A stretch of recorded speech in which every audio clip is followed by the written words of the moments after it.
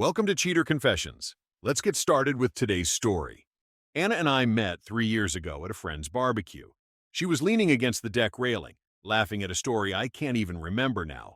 What I do remember is that she had this way of making you feel like you were the only person in the conversation. We started seeing each other the next week. It was easy at first. Movies, late-night walks, spontaneous road trips. She'd send me photos of her coffee in the mornings, little notes tucked in my jacket when she left for work. A year in, we moved into this apartment together. At the time, it felt like the natural next step. I paid most of the bills without thinking about it, and she brought an energy that kept the place from feeling too quiet. But somewhere along the way, the easy days got fewer. Small disagreements started to flare into full-blown arguments. She developed a habit of threatening to walk out whenever she was upset, like it was her trump card. At first, I'd chase after her, apologize, promise to fix whatever small thing had set her off. And each time she came back a little quicker, a little more certain that she had the upper hand. I didn't know it then, but the last time she'd play that card was coming up fast. I was halfway through making dinner when Anna walked into the kitchen, holding the box of dishwasher tablets like it was evidence in a trial. "Dave, what is this?" "Dishwasher tablets," I said, keeping my voice even. "They were on sale.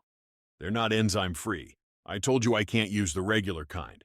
They give me headaches." I slid the chicken into the oven and wiped my hands on a towel. "They were out of the enzyme-free ones. These work fine. I've used them before." Her eyes narrowed. "You never listen. It's not just about the tablets. It's about you not caring enough to get things right. It's about soap for the dishwasher, Anna." "It's about respect," she shot back. "And you always act like my needs are negotiable." I'd been here before. The specific complaint didn't matter. Last week, it was the wrong almond milk. Before that, it was the TV being too loud. The fight always followed the same path. Then she said it. The line I knew was coming. "I could leave you any time. Remember that?" I didn't flinch. I didn't sigh. I just looked at her and said, "Noted." Her expression faltered. "That's all you have to say? What else do you want?" "I want you to care that I might leave. You say it every time we argue. About soap, about groceries, about which side of the bed you want. If you say it that often, maybe I should start taking it seriously." She stared at me like she was waiting for me to break character and apologize. I didn't. I turned back to the oven, checked the timer, and went to rinse vegetables. Usually this was the part where I'd scramble to fix it, run to the store, order takeout, buy flowers. But standing there, I realized I was tired of giving the same performance every time she wanted control. She scoffed, muttered something under her breath, and left the kitchen. I heard the bedroom door slam a second later. I kept cooking, and for the first time in a long while, I wasn't thinking about how to win her back. I was thinking about how to stop playing the game. After dinner, I washed the plates and loaded the dishwasher with the wrong tablets, just to see if the world would keep turning. It did. No headaches, no disasters.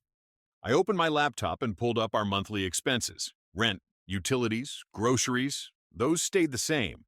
But her boutique makeup subscription, the imported teas, the $60 a month Pilates app, those were luxuries I'd been covering without a second thought. Not anymore. I wasn't cutting her off. I wasn't petty. I was just done funding extras for someone who kept reminding me she could walk away any time. If that day came, she'd need the practice of living within her means. The plan started to form before I even realized it.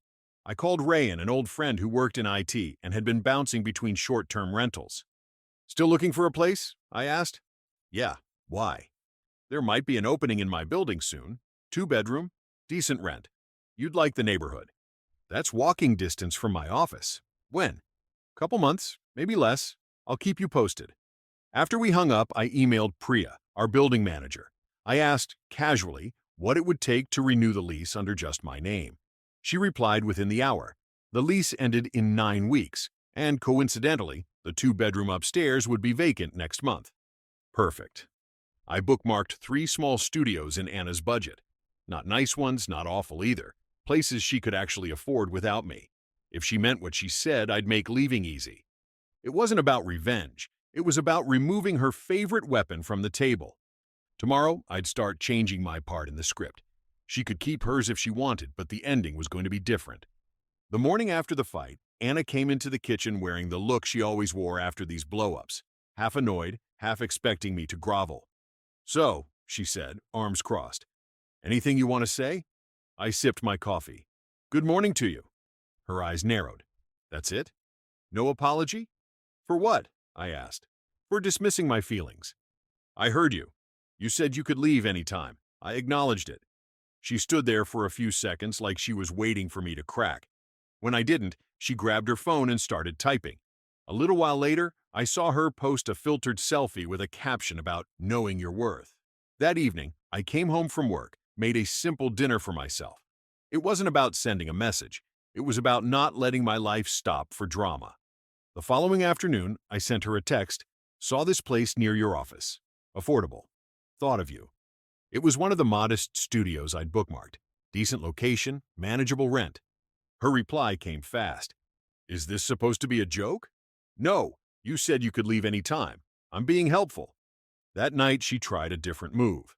"Matthew's got an extra ticket to a gallery show tomorrow," she said, leaning against the counter. "Wants me to come." "Sounds fun," I said. "Enjoy."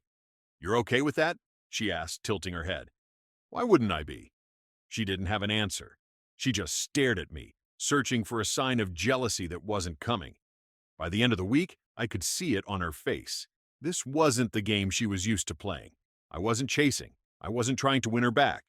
And she didn't like it. By the second week, Anna decided to bring in backup. Her sister Julia called me in the middle of my lunch break. "What are you doing to Anna?" she demanded. "Nothing," I said. "Just taking her seriously." "She says you're being cold, making her feel unwanted. She's been telling me for months she could leave any time. I'm showing her what that looks like." There was silence on the other end before Julia muttered, "You're being petty." "I'm being practical." I ended the call. That night, Anna cornered me in the living room. "Julia told me you're being impossible on purpose. I sent you apartments you could afford. That's me being helpful." Her voice went sharp. "You're financially abandoning me. I'm still covering rent, utilities, groceries. I'm just not paying for extras while you keep a foot out the door." She glared at me like I'd just spoken another language. 2 days later, I rented a small storage unit and quietly moved a few of my sentimental things out of the apartment. When she noticed a gap on the bookshelf, she asked, "What happened to the books?" "Making space," I said. "Space for what?" "You'll see." Later that week, Rayan came by to tour the upstairs two-bedroom with Priya. They were laughing about the layout when Anna walked past us in the hall. Her eyes darted between me and Rayan, but she didn't say a word. That night, she started packing a suitcase in the bedroom, sighing loudly between folding clothes. "I guess I'll start looking for movers," she said, watching me from the doorway. "I know a good one," I replied. "Want his number?" Her jaw tightened. "You're really just letting me go? You've been telling me you could leave any time. I'm just believing you." She zipped the suitcase halfway, then left it on the bed like a prop in a play. I didn't ask where she was going. She didn't leave that night. The suitcase sat untouched for days, a quiet threat gathering dust. We moved around each other like strangers, barely exchanging words. Anna's mother had her birthday dinner at a small Italian place downtown. Despite the tension, she insisted I come. The evening started politely enough. I kept my focus on the menu, the breadbasket, anything that didn't involve provoking her. Halfway through the meal, her mother looked at me. "Dave, you're so quiet tonight." I smiled. "Just enjoying the food." Anna forced a laugh. "He's been acting strange lately." "Right, babe?" "Have I?" I said, still calm. Her sister Julia leaned in. "Trouble in paradise?" "We're perfect," Anna said quickly, then looked at me. "Tell them, Dave." I set down my fork. "Anna's told me many times she could leave any time. I take her at her word." The table went silent. Her father frowned. "What does that mean?" "It means," I said, "that when someone says something often enough, eventually you believe them." Anna's face flushed. "He's exaggerating." Julia gave her a look. "Do you threaten to leave him?" "I don't threaten, I just remind him I have options." "That's the same thing," Julia said flatly. From that point, the mood never recovered. The rest of the dinner was awkward small talk and clinking cutlery. On the drive home, Anna turned to me. "How could you humiliate me like that?" "I just told the truth. You made me look crazy." "You made yourself look that way. I didn't put those words in your mouth. She stared out the window for the rest of the ride. That night, I heard the sound of drawers opening and closing. This time, it wasn't the slow, dramatic packing. It was efficient, determined. I didn't say a word. 2 days later, Anna found my laptop open on the dining table. When I walked in from the kitchen, she was sitting there, staring at the screen. "You've been bookmarking apartments," she said. Her voice was sharp, but quieter than usual. "Yeah," I replied. "Studios, one-bedroom apartments." "For me?" "For myself, just weighing options," I said. "And I emailed Priya about renewing the lease under my name. Rayan's interested in the two-bedroom upstairs." Her eyes narrowed. "You're replacing me with Rayan?"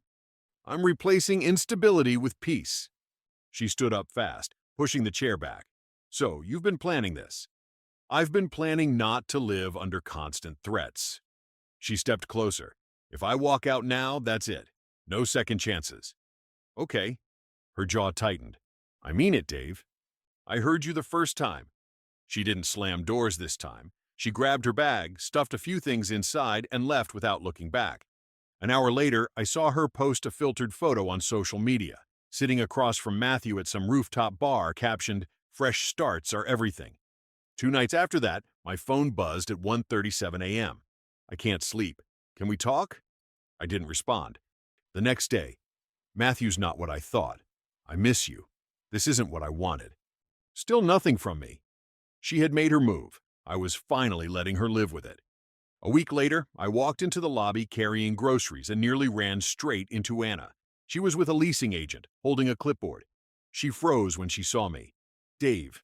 "Hey." I glanced at the folder in her hand. The building's logo was printed across the front. "Looking at places?" "Yeah, just seeing what's out there." She tried to smile. "This one's a studio."